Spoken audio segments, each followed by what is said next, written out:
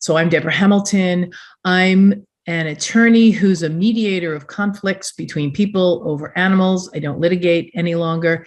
And I'm also the creator of the MAAP plan, navigating the journey your pet takes when you can't care for it. It is so important. We've spoken so much about the care you need to take if you're traveling with the pet, the care you need to take when you're writing your trust and estate program, the care you need to take when things are just different. I mean, COVID, we needed to have a plan for our pets if we had gotten sick. And tonight, due to the number of cases I'm getting in my office this week, we are going to talk about making the plan if you're in a relationship, either married or unmarried, and you're sharing a pet.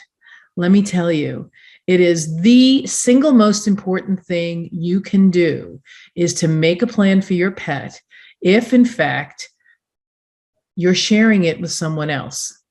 There are perspectives and perceptions that are held by everyone.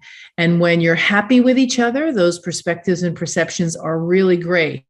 When you're unhappy with each other, then all the things you talked about while you were happy with each other go right out the window. So I really want everyone here who's in a relationship, married or unmarried, to get off this call this evening after you hear all of my tricks of the trade. And they're not really tricks. They're just tips to plan for the care of your pet going forward. You really need to sit down with your significant other in the event you are sharing a pet and say, listen, what would happen if we broke up? What do you think would happen? And have that conversation. For some, it's not an easy conversation to have.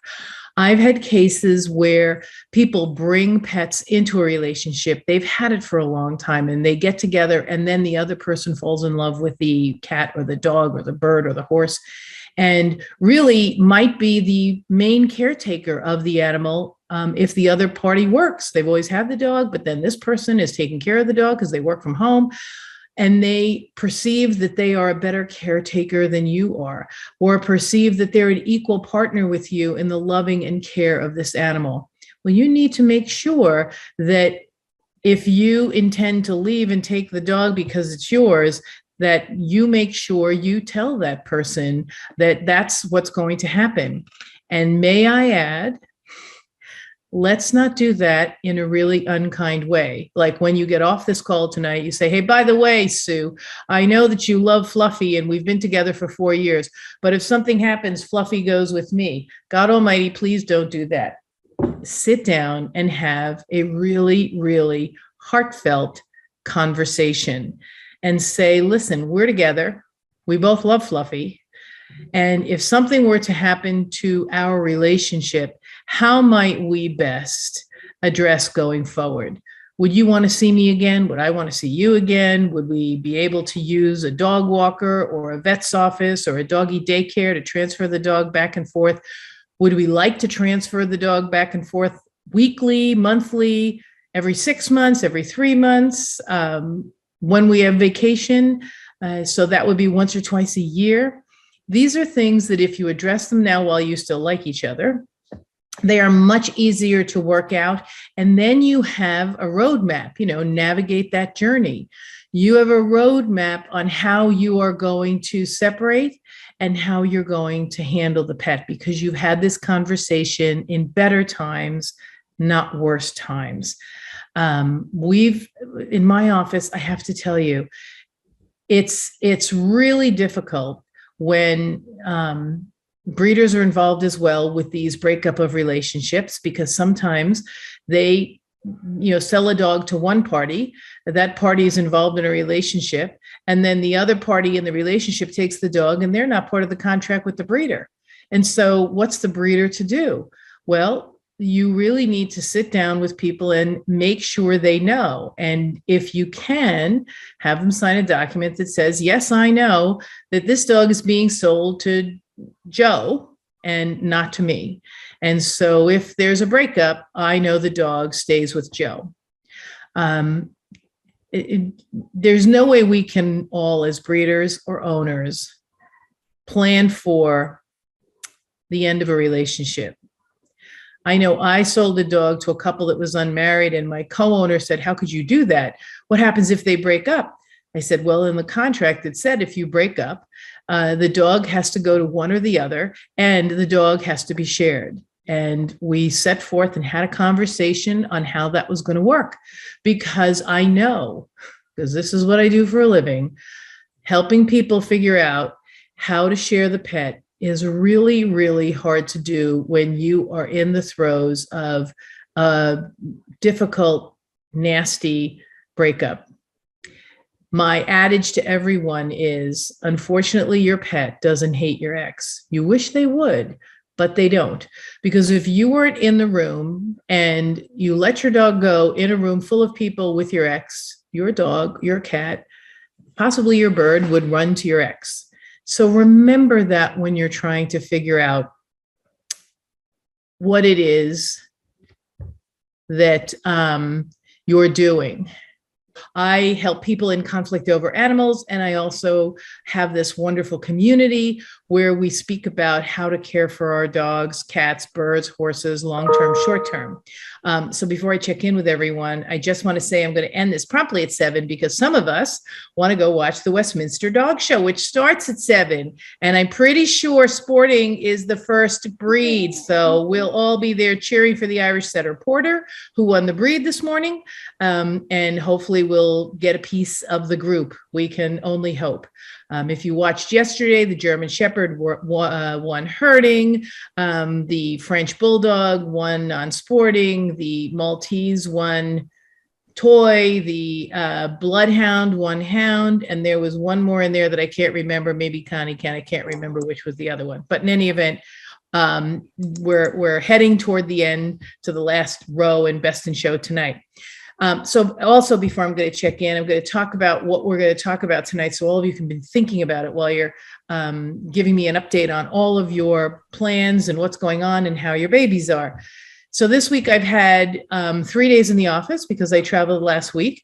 And I can tell you that I got 7 calls from people whose relationships are breaking up and are having difficulties with their ex-significant others. Some were married, some were in a relationship. And one of them has a breeder who had a contract with the owner, and the owner was involved in a relationship, and the other party to the relationship knew that the dog was sold to him and not to them. Yet when she left, she took the dog. So that would create a whole nother set of circumstances, because what the breeder will have to do is sue the person who she sold the dog to for failure to give her the right of first refusal. And I know about this because in 1993, I had to do that. I had to sue someone and implead someone else because they gave my dog away without giving me the first right of refusal. And it really is expensive. So I really want to talk to everyone tonight after we check in about, let's make sure that we have an understanding among our significant others, if we live with someone else, on what's going to happen to the pet, because some people bring the pets into the relationship and consider them theirs. Yet after 7 or 8 years, your partner has taken care of the dog, has walked the dog while you were on business trips, has taken total care of the dog, and may feel as if, well, wait a minute, I take care of the dog more than you do. Why should you get the dog? I've taken care of it for 7 years. So don't rest on the laurels of, I brought the dog into the marriage, I'm bringing the dog out of the marriage. That would probably need for you to resort to litigation, which I, of course, am never a fan of, because nobody ever wins in litigation. So tonight, when you get off this call, if you're listening to it later, you'll hear pearls of wisdom from everyone. But I'd really like you to make sure you have that conversation. Maybe not an easy one to have, but really it would be easier to do it now while you still like your significant other, before you don't like your significant other, and then everything they say you're going to say no to anyway. So that's my beginning spiel here, and I'm going to check in with Susan. How's our girl? How's Maggie? She's as barking as ever. She, barking is her thing. And she did surprise me last week, though. She's never run out of the house before. And last week I opened the door to get a package and she ran right out of the house. And oh, God. I know, got close to the road. I ran after her and I did grab her. She let me grab her and get her back in the house. I think she got scared. I think they always find a new and interesting way to give us a little heart palpitations in our lives. Yeah, exactly. And, I think she's getting bored, and she's taking more chances. So we're going to have to see how we can get something, one of those mental games that they have on Chewy, where you can put food in a game and let her play it by herself. Those are really great. We have those things, and sometimes we remember to use them and sometimes we don't, but you're right. Anything to keep her mentally amused. Absolutely. Well, good you got her and she didn't get hurt. Jan, how is Tonka? How's everything going? Things are good. Just been very busy, but I mean, he's great, but I actually wanted to thank you because last week we were talking about, I guess, breeders being, being responsible if something happens and everything. Actually, my cousin's in the process of rehoming his dog, and he, actually his son. And so I've been trying to work with him a little bit on what I think, from what I know, would make a good person for this dog. And I actually told him to reach out to the breeder that got the dog from and see whether the breeder wanted it back. And, if there was somebody else that the breeder, like maybe another puppy, the breeder had that from that litter that would want another dog or whatever. So I haven't heard. There might be someone who's calling who lost one of their dogs who bought from the breeder and would prefer not to have a puppy. Right. So I told him to reach back out to them, and I'm not quite sure what happened, but I'm appreciative of you guys like bringing that up last week, because I don't know if I would have thought to tell him that, because I've never had a dog from a breeder. So all good breeders will take their dogs back and no questions asked. And some stupid breeders like me will refund your money for the life of the dog, because I don't want anybody to think that, I'm going to take it for granted that you paid all their bills their whole life. I'm going to refund your purchase price because you took care of this dog for however many years. And now I'll take it on and thank you very much, because it's really important for us as breeders to really back our dogs 100%. And, not that bad breeders don't take their dogs back. Some breeders don't have the ability to take their dogs back. Like Susan's breeder has stopped breeding, has moved on, doesn't have the ability to take the dog back. That shouldn't stop you from calling them, because they still have connections in the breed. They still have connections with the breed's rescue group, which can then help you move that dog along. They might not be able to take the dog back, but they can put you in touch with a rescue group for that breed. And Jan, if your brother doesn't get any news from his breeder, go online, go to the breed's national club and find who's in charge of rescue and call them, because they'll take it back in a nanosecond. And okay. Yeah. Really good to know. And they'll take it back in a nanosecond, and they have people on the list who've had, say, Irish setters and are waiting for a rescue Irish setter. It's a much lower fee, and it's really great. So if the breeder doesn't take it back, don't be disappointed. Go to the National Club's website and look for their local breeders. Sometimes you will live in Pennsylvania and the local rescue for that breed is in New Jersey, but it's closer than California. So, right. We have a woman who rescues on the entire Eastern Seaboard who lives in New Jersey for Irish setters, but we have a network that gets all the dogs to her. So don't lose heart if the breeder doesn't take it back. Go to the breed specific website. So, I'm glad that we helped. See, we do all sorts of things here, and that's why people come and learn something new every day, which is why those relationships we're going to talk about later. Hey, Connie, how's everything going? I hear that you have some good news to share with us, because somebody's ranked 14th, tied for 18th. No, tied for 14th. Tied for 14th. Right the first time, sorry. I had a real shocker. It's young Mr. Casey, who is 5 single points away from his grand championship. Please God, we finished this weekend. But I was looking at a Facebook post by one of the contenders for best of breed in my breed at Westminster. The breed judging was yesterday. And she had moved into number one over a dog who has been there forever and is a magnificent, absolutely beautiful dog. One did win the breed at Westminster and won the breed every day at our roving specialty and cluster in St. Did he Louis. get a piece of the terrier group, or is that tonight? Terrier group is tonight. Okay. And I think the one group that you left out from last night is non-sporting for the record. Non-sporting. Wasn't that the French Bulldog? Yes. Yes. So it was hound, toy, non-sporting, and herding last night. Oh, okay. Yep. Yeah. Then I got them all. Yay. Yes, the brain you is did. still working. You were very good. That Yeah, neuroscience stuff that I'm taking, those pills are working. Yay. Right. So at any rate, so I was looking, I just happened to scan down the list and suddenly I see this extremely familiar name. And it's my boy Casey, and he's tied for 14th. And a good portion of the dogs on that list, right within that little cluster. Yeah, he was in striking distance of moving up. So yes, he was. But all of those dogs around him, with the exception of a couple, are dogs that we show against every weekend in the breed competition. So, all of us Southern Californians are all kind of clumped.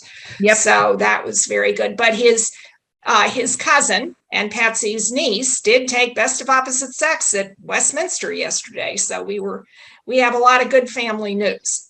Good. Wonderful. Yeah. And I'm so glad. I didn't want to miss having everyone hear that, because Mr. Casey is going to get his grand championship. I have to say that my Irish girl, Lyric, was with Sue Kwiatkowski, was at Westminster. She was pulled out and then put back in. Really weird. But it's okay. She looked beautiful, and we were very proud of her. And the dog that won was lovely. So we know he won the national last year. So Porter is a really nice dog. Sally, I hear that you're going away for like 10 days, and the girls are going to stay with the new dog sitter. New dog sitter, and all the people on my list as backups. Something's come up with every single one of them. So I am just like calling everybody, trying to get, but everything is falling into place. It's really great. But it's amazing when you say update your plan. It's like people, things happen in people's lives and they're with you 100%. And then something happens. They go, oh, I would love to, but I just can't. Yeah. And I mean, our dog sitter canceled the last week before we're going. And so you just have to stay in touch and keep updating. And it's, an evolving process. It truly is. And I'm glad that I remembered, because sometimes I am brain dead, that my son only lives about maybe 45 minutes to an hour away from Sally and Gordon, if he rented a car in Brooklyn and it was Sunday at 4:00 in the morning. But, he does live close. And so I said, well, I'm just going to put him on the list as well. So I think you have the dog sitter, plus I think 3 or 4 spare people in the event something happens. Yeah, and actually, I just realized I'm about to run out of ear meds for one of our dogs. And I have a retired doctor 1 door away, and he loves an assignment. And I go, and I've stopped the mail. I go, that is the person to ship the ear meds to, because this is an assignment. It's medical, and I know he will be there. And he will follow through. Yeah. Today, when the dog sitter arrived for us to interview her the second time, I saw him out on the road introducing himself. And I just stayed in the house. I go, this is a really good thing. So that's the nosy neighbor. It's the nosy neighbor, and it's just perfect. I mean, he saw her pull in and jump out of the car, and he walked right up. I go, yes, this is the perfect. Yep. So, God bless the nosy neighbor. You never know how enamored your neighbors are with your dogs until you ask them to help you with your dogs. And you might not ask them to help you with your dogs like the doctor, come stay with my dogs. That might not be it. But to be that backup, to be that emergency person, to say, I know what Sally wants to do with the dogs, leave them be, is key. And that's why it's so important to have a nosy neighbor. I swear to God, nosy neighbors are the best. I now have on River Drive 7 nosy neighbors who are always asking where Junie is. Today we finished our fencing, so our fencing is up. So Mariah is safe. She comes home on Saturday along with Mr. Junie, and I have to say the kennel that they're staying at has been pretty good about keeping me in the loop and sending pictures. So they were very spoiled. I've never put my dogs in a kennel before in my life, ever. So I went to a kennel that's owned by a woman named Patty Page, who's a golden retriever breeder. And her parents started this kennel back in the 30s or 40s when they were showing dogs. And so it is a show dog friendly, pet dog friendly too, but a show dog friendly kennel. And all they keep saying is, when are you coming back? We love them. When are you coming back? And they sent me pictures of Junie and Mariah playing in this beautifully manicured grassy pen, not stone, which every place I checked, it all was stone. This was a beautiful grassy pen. And they sent me pictures of them swimming, because I know that Connie will understand why I wanted Junie to swim every single day, because it was more expensive to have them wash his pea feathering than to have him swim. So I had him swim every day. I said, have him swim every day. And they go, really? I said, yes, I don't care. Have him swim every day. If you have a dog that has a long side coat, and it's male. And it's a male, it pees on that side coat. Yes. And A, it smells, and B, it breaks coat. So, unfortunately, when you buy dogs like this, you can either never have pea feathering, which is fine, or if you want pea feathering, you are a master to a hose and shampoo twice a day, while you're washing. So it was really great. And they sent me pictures, but this is a place where if God forbid I got sick, I would definitely feel comfortable now putting them because they met the criteria. Remember when I said I went to the kennels here in Morehead City, and there were 2 things that made me very worried about my dogs. One was that at the veterinarians, which was a lovely indoor kennel, they left at 7 and came back at 7. And I said, no dog should really have to not go to the bathroom from 7 to 7. Now, some of us go to work and the dogs are alone from 7 to 7. My dogs never were. I always had somebody come in and let them out during the day, sometimes twice during the day if I was going to be late. But I just thought that was not good. And A, and B, Irish setters can bloat. And so if they're alone for that long a period of time, saving them if they bloat is almost an impossibility. So that wasn't going to work for me. And then remember, the other place I checked had boxes that were completely sealed on all 4 sides, so the dog couldn't look out. The top was open, but they were high and they couldn't really get up to see out. And I said, there's one thing that I know, and it's that dogs like to be nosy neighbors. So they like to see out, and they can get really agitated if they're locked in a box with no stimulation from outside. Maggie has stimulation in her home, but she needs a little bit additional stimulation in that she needs like a toy that she can play with that's going to keep her occupied. Yeah, she has lots of toys, but no, she needs those toys that you put the food in and put it down, and then she doesn't get dinner that night. That's how that works. You give her the toy and then she doesn't, but that'll keep her stimulated. But if you put Maggie in a room with no windows, no doors, and she was stuck there, she would go out of her mind. And I'm sure, Connie, your terriers will go out of their minds. I know the Irish go out of their minds. And Jen, I think that your dog would probably go out of his mind as well if he was in a place where he couldn't see anyone or anything. Mm-hmm. Yeah, it's not good. I don't think he would handle it well at all. It's like shutting the dog in the laundry room with no window, Right. And then wondering why everything is shred when you come home. Right. It's They a rare panic. dog. It's a rare dog that can sit in a room with the door closed. That's why they say when you have a baby, to put a screen door on your baby's bedroom, so the cats can see through, but maybe not get through. Screen doors are good too. And dogs, my dog, Junie, I don't know how Mariah will be, but Junie is very good about baby gates and screen doors and things like that. He won't push anything open. I have had dogs who do push things open, so I'm not saying that that doesn't happen.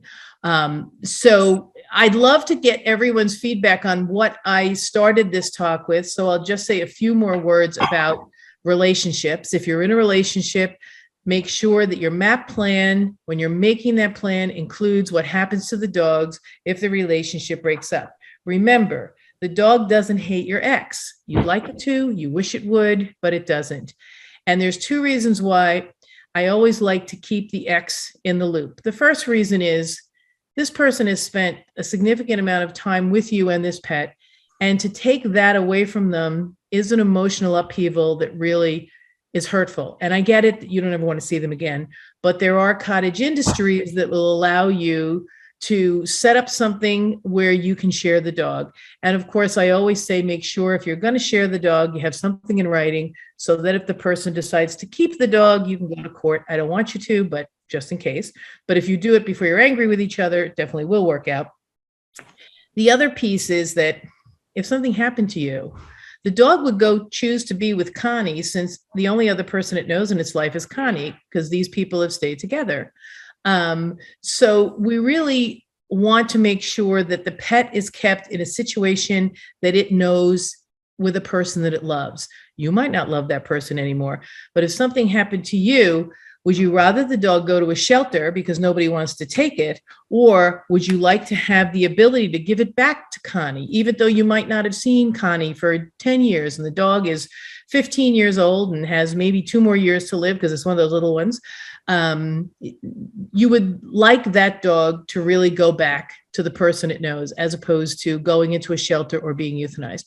It's just a thought out there. So I'm going to start with you, Connie. What do you think? You know, I know that there's no significant other in your life at this moment, but you've really put together a great plan with your friends. And I'm sure that if something occurred, there would be a way to make sure your friends would take your dogs if something happened to you. Absolutely. Well, in fact, my bestie is the co-owner for the very reason of survivorship. In case something happens to me, of Casey as an example, and her boy is Casey's dad. Yeah. So so that all makes sense, and of course Patsy would be taken care of as well. But if I didn't have that situation, I do have 2 sisters and a niece too, who are all clued into what happens with the dogs. And they're all very, very, very doggy. And in fact, my sister, who lives in the Bay Area, is one of the founders of NorCal Golden Retriever Rescue. Oh, great. So, she is an expert on rehoming dogs. Yeah. And has a whole network. And I have Wheaton friends up in her neck of the woods too. So, I'm pretty well set. And I'm pretty sure you might have heard of bad breakups where people have really fought over the dogs in a way, especially in the breed industry, fought over the dogs in a way that really was unnecessary if they'd had made a plan before they broke up. In fact, we had one in Southern California where longtime marriage, both the husband and wife were active in the breeding program, and then they split, and it got ugly, and we were all witness to it.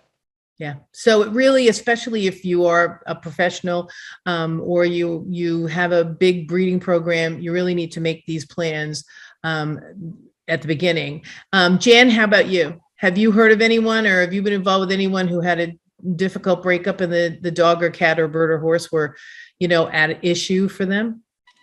I don't. I mean, I know that I'm divorced, and I was really lucky that my ex basically looked at me and said, well, she's really your dog. It was like the dog was very attached to me.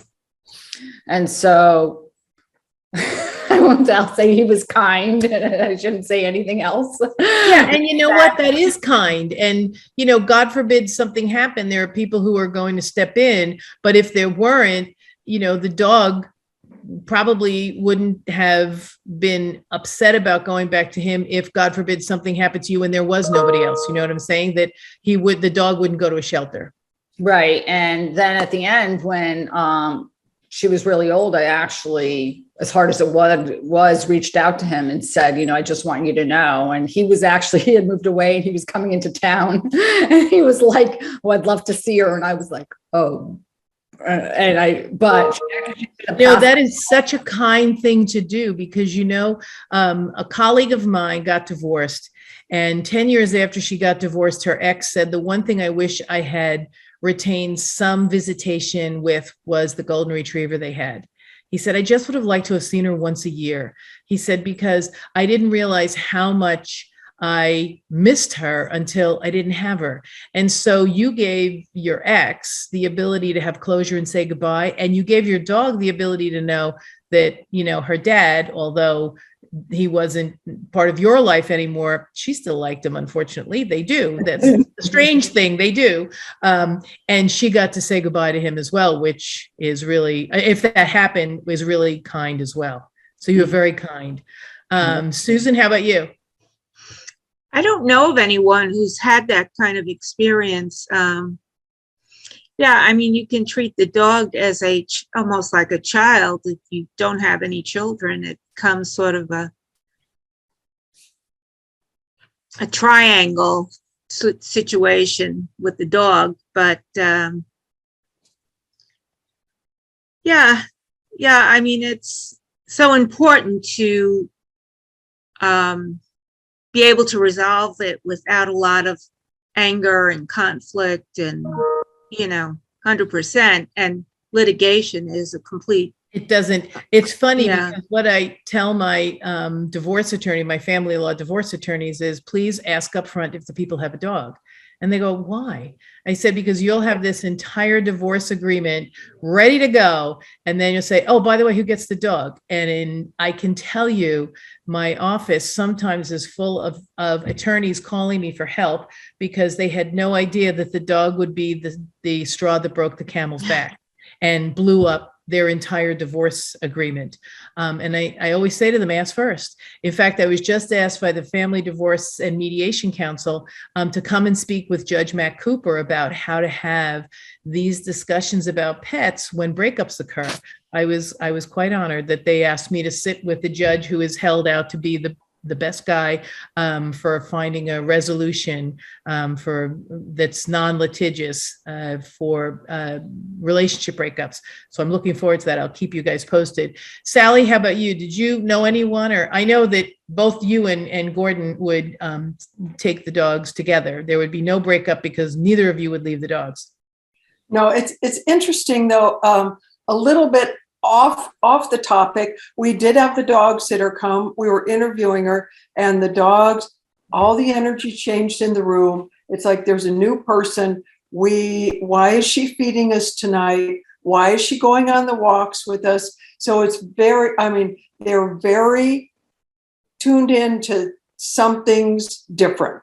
Yep. And, it's just a different energy. And yet Gordon's there cooking the dinner, and I'm, handing the dog sitter the treats, but the dogs were very aware something's different. And they liked her. She was great, but it's like, no, this is not normal. Something is different.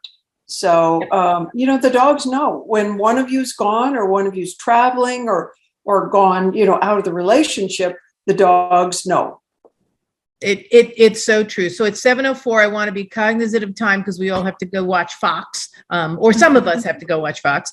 So until next time, I am so grateful you all were here. Remember, if you have a relationship or you know someone in a relationship with a pet, please share the link you're going to get on this MAAP program because they might need it to help them decide and understand that making a plan is really important, and that includes a plan with their significant other. And until next week, kiss Tonka, kiss Athena, kiss Maggie, kiss Roxy, and of course, kiss Patsy and Mr. Casey for me. This is Deborah Hamilton, ADR, North Carolina, and of course, this wonderful MAAP community. I'm so grateful you're all here. Take good care.